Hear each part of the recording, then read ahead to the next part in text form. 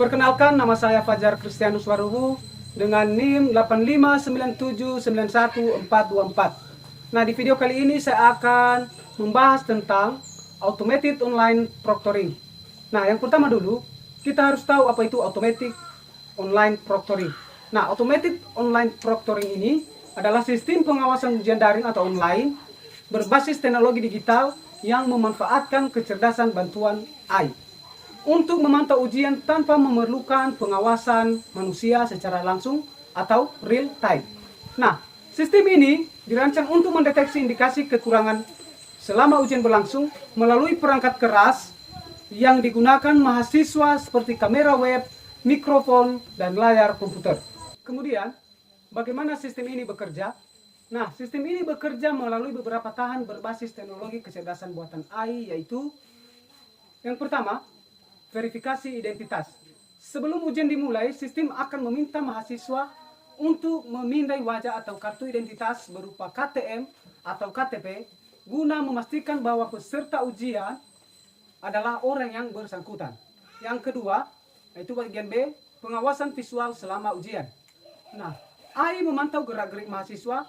Sistem ini akan meminta aktivitas mencurigakan seperti wajah yang sering menoleh keluar layar, adanya orang lain di dalam ruangan, atau mahasiswa meninggalkan ruang ujian. Yang seterusnya, yang bagian C, pengawasan audio. Nah, mikrofon perangkat akan mendeteksi suara latar belakang jika terdengar suara bisikan, suara orang lain yang membaca soal, atau suatu yang mencurigakan lainnya. Sistem ini akan memberikan tanda peringatan atau flag. Yang keempat atau yang bagian D, kuncian peramban. Sistem biasanya mengintegrasikan browser khusus yang mengunci layar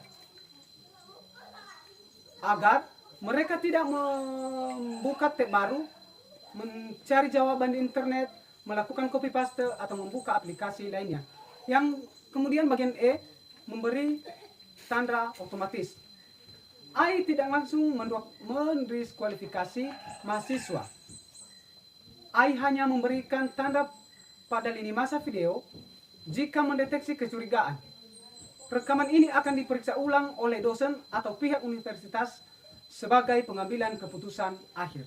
Kemudian, manfaat dalam menjaga integritas akademik. Nah, penggunaan automated proctoring memberikan dampak signifikan dalam menjaga kejujuran akademik, antara lain bagian A, mencegah dan meminimalisir kecurangan. Adanya pengawasan AI yang ketat dan fitur penguncian layar membuat ruang gerak mahasiswa untuk menyontek, membuka catatan, atau bekerjasama menjadi sangat terbatas. Dan kemudian bagian B, menciptakan keadilan. Sistem memastikan semua mahasiswa mengerjakan ujian dengan standar pengawasan yang sama. Hal ini melindungi nilai mahasiswa yang belajar dengan jujur agar tidak kalah dari mereka yang berbuat curang. Sekarang bagian C, validasi hasil ujian yang akurat. Nilai yang diperoleh mencerminkan kemampuan asli mahasiswa secara objektif sehingga kredibilitas dan mutu lulusan universitas tetap terjaga dengan baik. Kemudian bagian D, skalabilitas tinggi dengan standar tetap.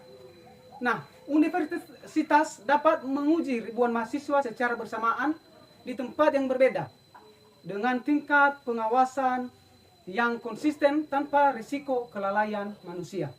Selanjutnya, bagaimana universitas melindungi privasi mahasiswa? Nah, karena sistem ini merekam data personal, wajah, suara, dan aktivitas layar, universitas menerapkan langkah-langkah perlindungan privasi yang ketat. Antara lain, yang pertama, kebijakan persetujuan. Nah, universitas wajib memberikan informasi transparan mengenai data apa saja yang akan direkam dan meminta persetujuan tertulis dari mahasiswa sebelum ujian dilaksanakan. Yang kedua, enskripsi data yang ketat.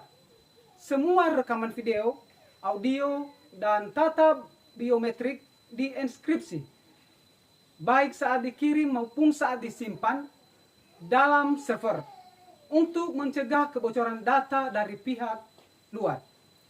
Yang ketiga, batasan akses data. Nah, rekaman ujian hanya boleh diakses oleh pihak yang berwenang, seperti dosen pengampu mata kuliah atau komite etik akademik, dan bukan untuk konsumsi publik atau pihak ketiga yang tidak relevan. Yang keempat, kebijakan penghapusan data otomatis. Nah, universitas menetapkan batas waktu penyimpanan data yang jelas. Misalnya, seluruh rekaman video ujian akan dihapus secara permanen dalam waktu 30 sampai 90 hari setelah nilai ujian resmi diumumkan. Yang terakhir, kepatuhan terhadap regulasi perlindungan data.